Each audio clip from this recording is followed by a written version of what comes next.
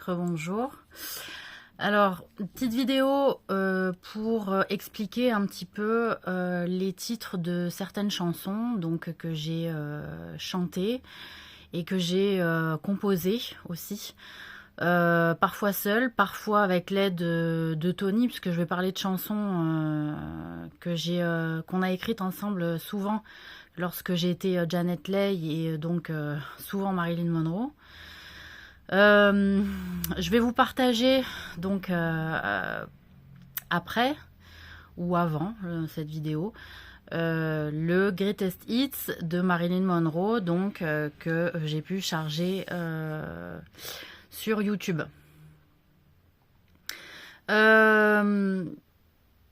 Première chanson, je crois que j'en avais déjà parlé, c'est évidemment les diamants sont les meilleurs amis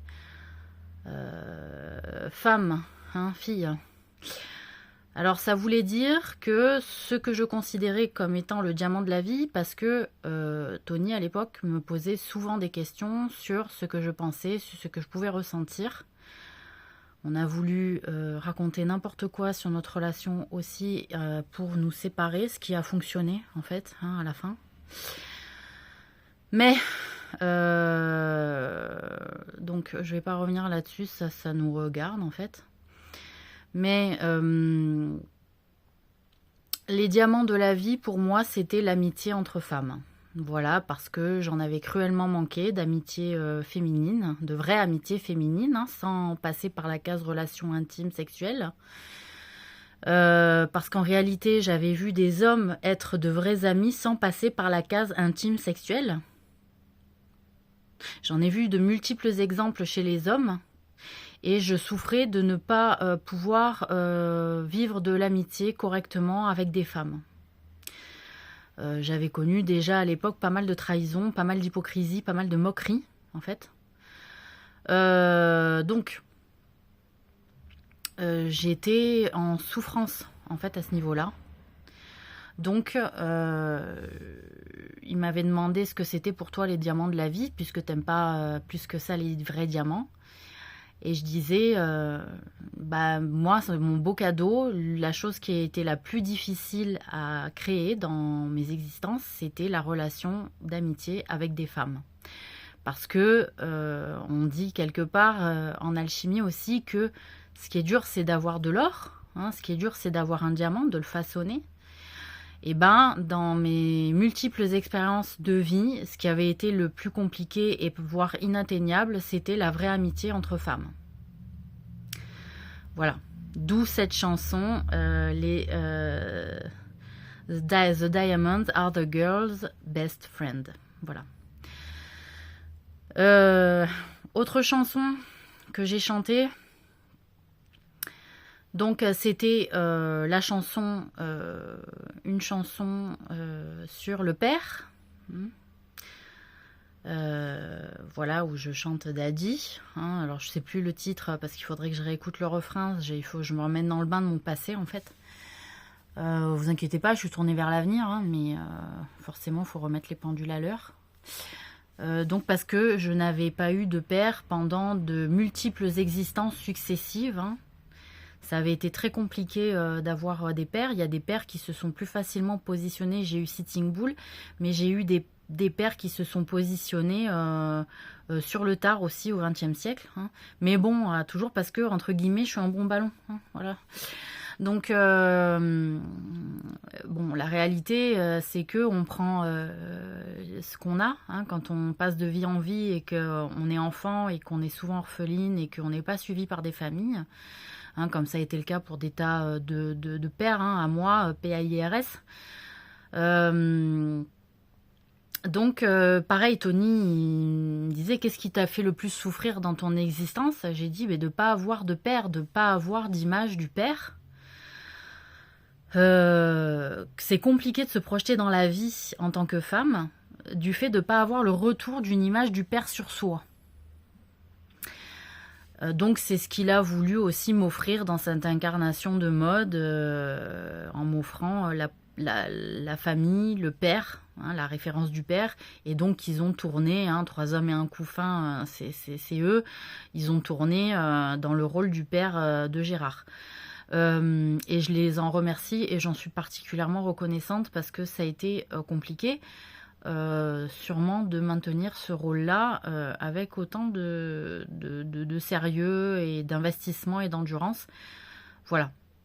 Qu'est-ce que je voulais dire d'autre? Donc je vais attendre qu'ils viennent vers moi parce que c'est trop de souffrance d'aller vers, hein, et que j'estime avoir largement acquis le droit qu'on vienne vers moi et qu'on m'ouvre, hein, à la vérité, parce que j'ai trop fait d'efforts pour y aller et à chaque fois l'entrée m'était refusée, donc j'attends. Autre chanson, hein, que j'ai chantée en tant que Marilyn, c'est la chanson qui m'a marquée. Alors, il y a des chansons que j'ai fait en duo, hein, voilà.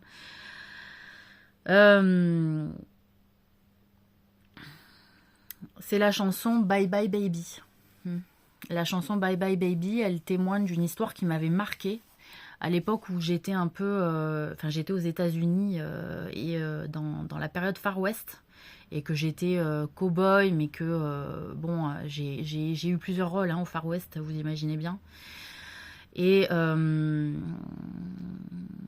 donc, j'ai eu plusieurs rôles, effectivement. J'ai été cow-boy, j'ai été indien, j'ai été prostituée, et j'ai été femme vivant seule. Et j'avais trouvé un homme qui voulait prendre soin de moi, qui avait accepté de vivre avec moi et de m'épouser à l'époque. Et on avait, parce que je n'étais pas seule, hein, et que j'avais un homme à la maison, on m'avait autorisé, on m'avait demandé l'aide pour recevoir une orpheline ou un orphelin, je ne sais plus, à la maison, chez nous, et l'accueillir en tant qu'enfant.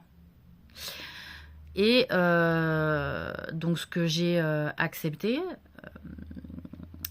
la question c'était que par le passé, peut-être, hein, on me le signale, c'est que peut-être par le passé j'avais refusé l'adoption aux femmes seules. Et je voulais qu'il y ait un homme avec elle. Donc, de fait, on m'avait autorisé à prendre un orphelin. Enfin, on m'avait demandé l'aide d'accepter de prendre un orphelin avec nous. Et donc, l'homme avec qui je vivais avait aussi accepté. Donc, mais, en fait, il s'est passé un épisode dramatique. C'est qu'il est mort, hein, en défendant notre demeure à un moment donné. Et... je ne sais plus si c'était un accident ou si c'était un meurtre. Mais de fait, c'est que j'ai perdu la garde de l'enfant parce que je n'étais plus accompagnée d'un homme. J'étais redevenue une femme seule. Et j'avais dit, mais il a trouvé un foyer, cet enfant, pourquoi vous nous l'enlevez? C'est un drame qui est arrivé dans ma vie. Au départ, on l'a adopté, on l'a adopté à 2. C'est un drame qui m'arrive, le priver d'un foyer qu'il connaît, dans lequel il se sent bien. Je connais la vie d'orphelin, vous allez le remettre seul dans des familles, sachant qu'il avait trouvé l'équilibre et le bien-être avec nous.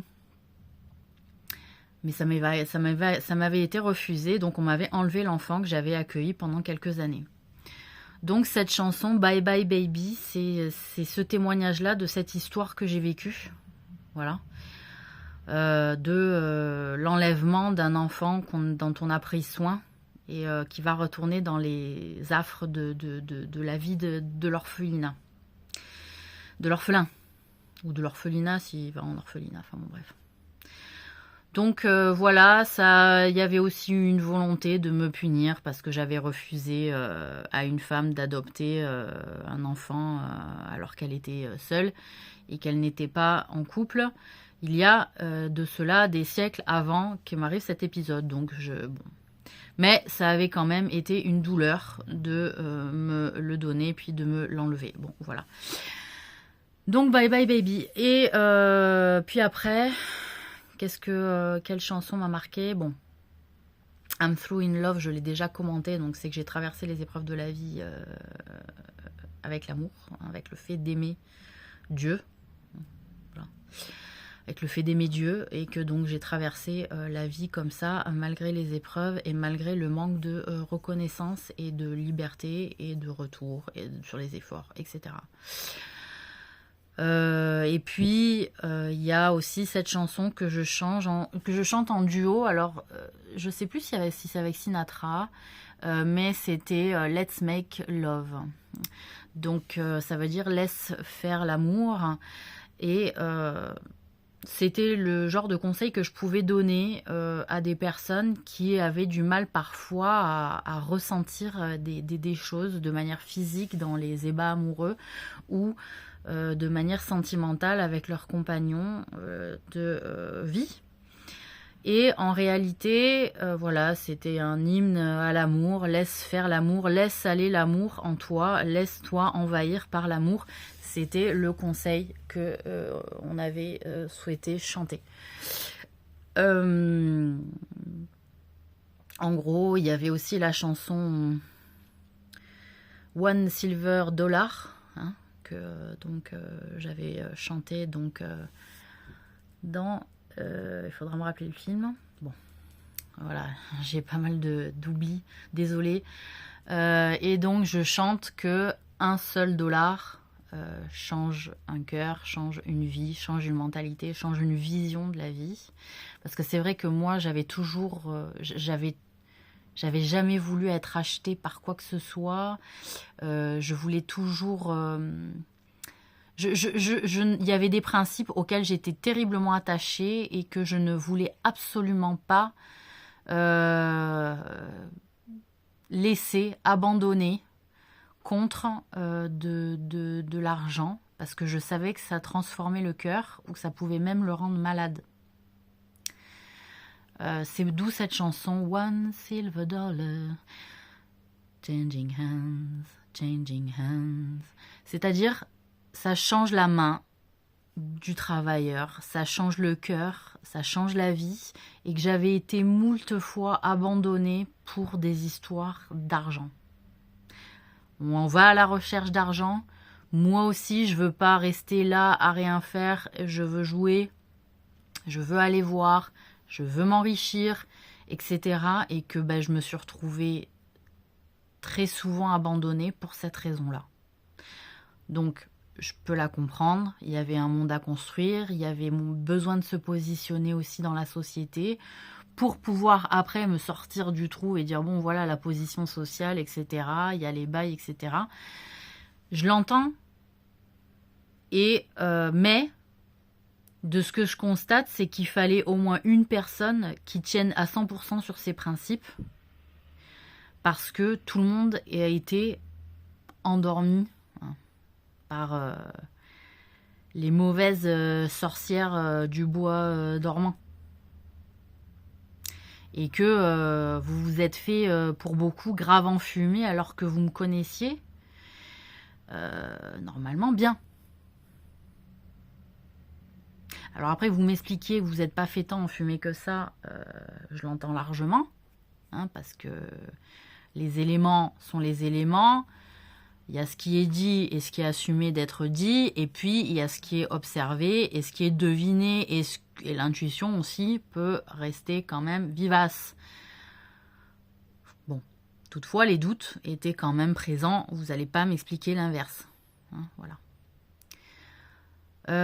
Qu'est-ce que je voulais dire d'autre aussi? C'était les chansons. Et oui, alors oui, puisque Renaud m'a autorisé moi aussi à le dire, parce que ça a été très compliqué, hein, cette histoire. Pour Renaud aussi, hein, donc je pense, c'est que effectivement le premier album de Renaud, il y a des chansons, en fait c'était un parolier Renaud qui est venu me rencontrer à l'époque où j'étais mariée, j'avais une douzaine d'années, peut-être 11 ans, et on était tous les deux à Paris, et moi j'avais écrit des textes, et il était venu me voir en me disant voilà, t'as des textes, on me les a fait lire, parce qu'il y avait un ami à moi qui m'avait dit attends Marie, c'est toi qui écris ça, il faut que je le montre à quelqu'un qui commence à être connu. Donc, moi, j'ai prêté mes textes, il les a lus, ils me les ont rendus et ils m'ont dit « Est-ce que tu veux bien que je prenne ces textes et que je les intègre à mon répertoire ?» Mais je vais dire, il me l'avait dit, il m'a dit « Je vais dire que c'est moi. » Il me dit « Parce que toi, on ne sait pas où tu vas être demain. tu sais pas tes projets, t'as pas fait ton passage. Et il me dit, Hexagone, je dirais que c'est vraiment moi et je serais obligée de le mettre à mon nom. Donc, moi, de toute façon, je savais absolument qu'il avait raison. Il m'a dit Hexagone avec enfin, il m'a dit le fait que t'aies pas de passage, t'es souvent rejeté par les gens, etc. Marie. Donc il m'a dit Hexagone, c'est un texte chaud. Il me dit vaut mieux quand même que ça passe par quelqu'un d'autre, quoi. Donc il a eu toutes mes autorisations, hein, Renaud. Voilà. Donc moi je lui ai dit écoute Renaud, de toute façon moi j'ai l'impression qu'à chaque fois j'ai pas de destin, je fais des trucs et j'ai l'impression que je sais pas où ça va, ça ne m'appartient plus, je suis obligée de les donner à quelqu'un d'autre.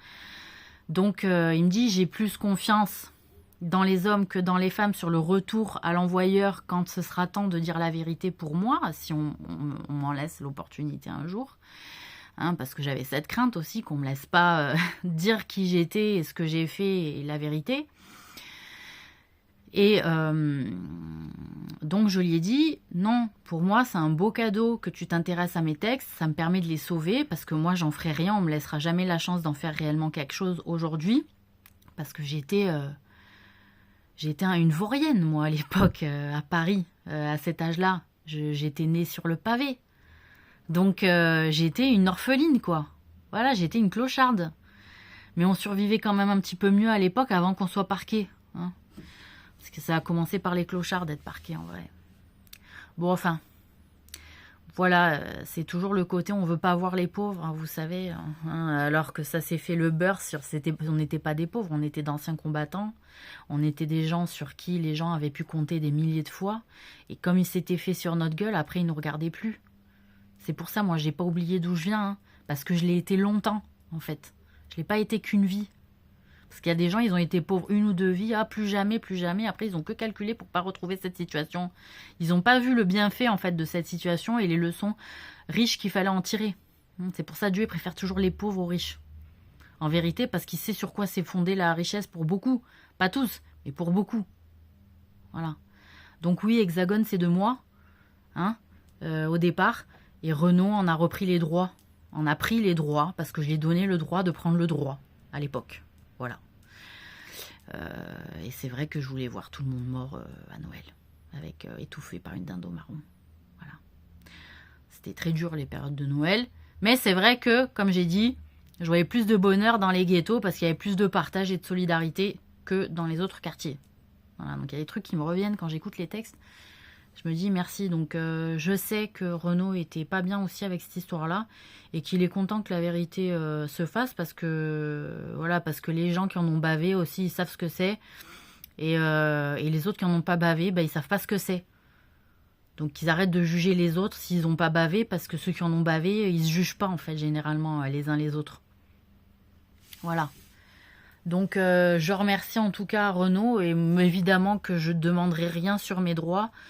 L'objectif c'était que la vérité ressorte et que vérité se fasse, voilà. Mais dans la vérité, il n'y a pas forcément des histoires d'argent, hein. Je préfère éviter d'ailleurs, en portant la vérité, de transgresser parce que la réalité aussi et la vérité, elle peut être lue différemment si on met de l'argent au milieu, vous voyez, comme j'ai chanté, un seul dollar change la main.